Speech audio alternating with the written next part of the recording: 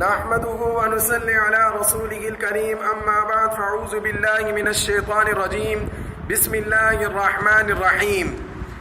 روزے کی حالت میں تیل لگانے، سرما لگانے اور آنکھ میں دوا ڈالنے اور مسواک کرنے سے کیا روزہ ٹوٹ جاتا ہے؟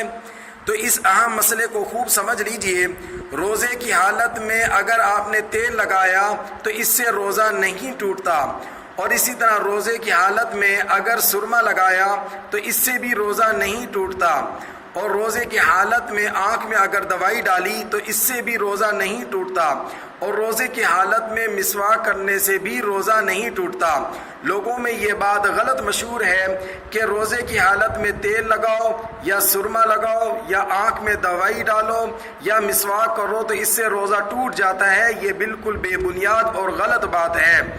تو اس اہم مسئلے کو یاد رکھ لیں کہ روزے کی حالت میں تیل لگانے اور سرما لگانے اور آنکھ میں دوا ڈالنے اور مسواک کرنے سے روزہ نہیں ٹوٹتا، نہ ہی روزے کی صحت پر کوئی اثر پڑتا ہے۔